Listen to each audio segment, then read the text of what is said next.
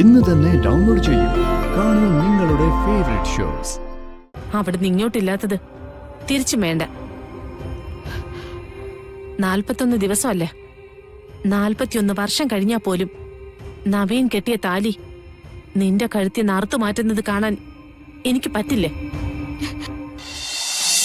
ഒന്നുകൂടി പറഞ്ഞാലോ? എനിക്ക് വേണ്ട. വെറുതെ വാങ്ങിച്ച് കയ്യിൽ വെക്കാം. ഹാ, എന്നിട്ടിങ്ങനെ നോക്കി നിൽക്കാനല്ലേ? വേണ്ട വേണ്ട.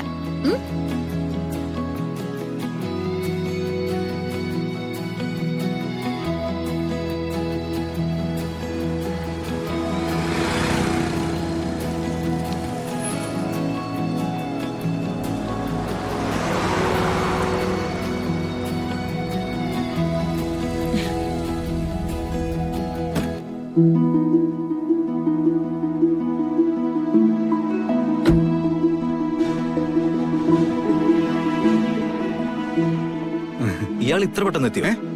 പിന്നല്ലാതെ മാണിക്കുഞ്ഞ് ടൂർ പോയതാണോ?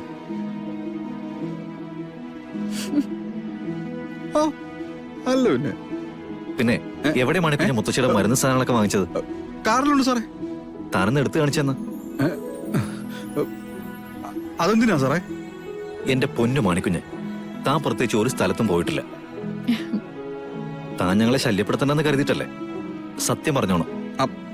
അത് പിന്നെ ഞാൻ കെട്ടിയിട്ടുമില്ല, കെട്ടിയ പെണ്ണിനെ കൂടെ കൊണ്ട് നടന്നിട്ടുമില്ല. പക്ഷേ ഈ കെട്ടിയ ആളുകളൊക്കെ പറയുന്നത് ഞാൻ കേട്ടിട്ടുണ്ട്. ഒന്ന് നേരെ ചുവ മിണ്ടാ പോലും പറ്റുന്നില്ലെന്ന്, ഒരുത്തന്റെ തൂണ് പോലെ അടുത്ത് നിൽക്കുന്നുണ്ടെന്ന്.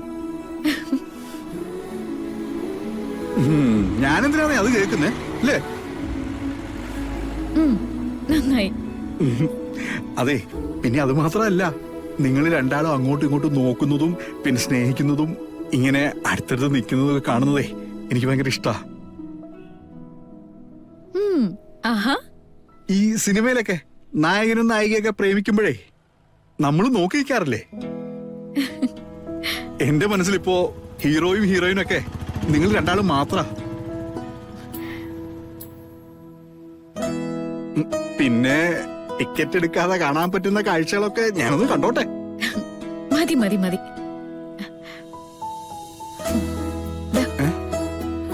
ഇതെനിക്കാണോ? പിന്നല്ലാതെ. തനിക്ക് കരിക്ക് വാങ്ങിയേ പറ്റുമെന്ന് ഗാഥ വാശി പിടിച്ചു. മാണിക്കുഞ്ഞ് സാറിന്റെ ജോലിക്കാരനായിരിക്കും, പക്ഷെ ഞാൻ കാണുന്നതേ എന്റെ ഒരു ആങ്ങളെയായിട്ടാ. അപ്പൊ പിന്നെ വാങ്ങിക്കാതെ പറ്റുമോ? Thank you madam.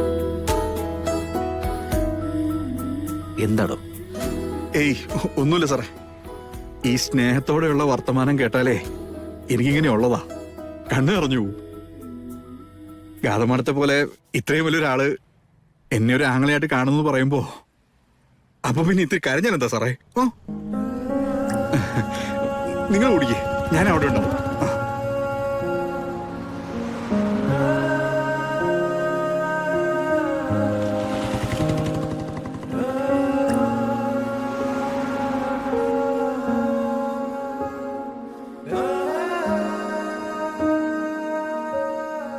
പണ്ട് താൻ എന്നോട് പറഞ്ഞിട്ടുണ്ട് താൻ സർപ്രൈസുകളുടെ രാജകുമാരിയാണെന്ന്. ഓർമ്മയുണ്ടോ? അന്ന് ഞാൻ കരുതിയത് പ്രണയിക്കുന്ന പുരുഷനോട് അല്പം വിലയായിക്കോട്ടെ എന്ന് കരുതിയിട്ടാണെന്ന്. പക്ഷേ അതൊന്നുമല്ല സത്യം. In every single minute you are surprising me. തന്റെ സ്നേഹം, മറ്റുള്ളവരോടുള്ള പെരുമാറ്റം, റിയലി തന്നെ കുറിച്ച് വളരെ അഭിമാനം തോന്നുന്നു.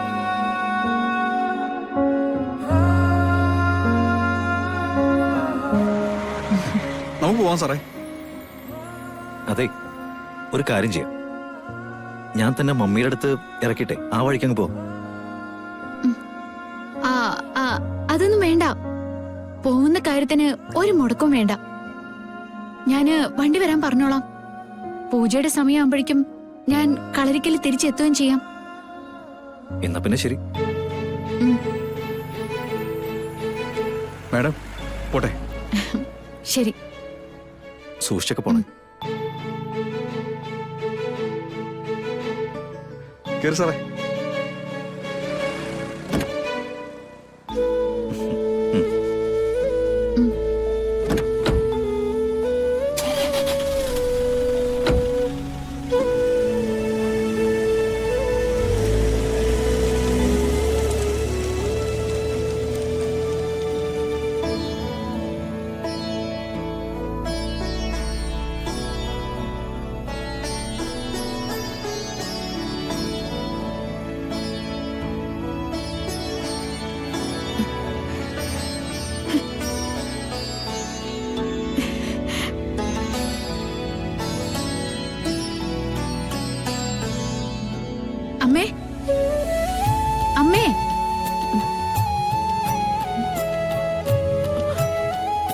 മോളെ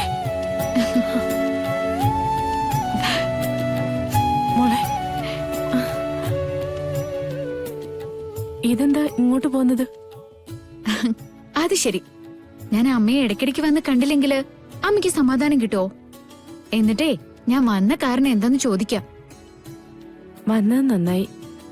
അതില് സന്തോഷമുള്ള കാര്യം അമ്മയ്ക്ക് വേറെയില്ല. ഞാൻ പറഞ്ഞ കാര്യങ്ങളൊക്കെ ചെയ്യുന്നുണ്ടോ നീ? നവീന്റെ കാര്യങ്ങളൊക്കെ ശ്രദ്ധിക്കുന്നുണ്ടോ? ആ, അതെ, നവീന്റെ കാര്യങ്ങളൊക്കെ ശ്രദ്ധിക്കാൻ അവിടെ ഇഷ്ടം പോലെ ആളുകളുണ്ടമ്മേ. അങ്ങനല്ലല്ലോ. ഒരു ഭാര്യയുടെ ചുമതലയായിട്ട് നവീന്റെ കാര്യങ്ങൾ നോക്കണമെന്നല്ലേ ഞാൻ പറഞ്ഞേ.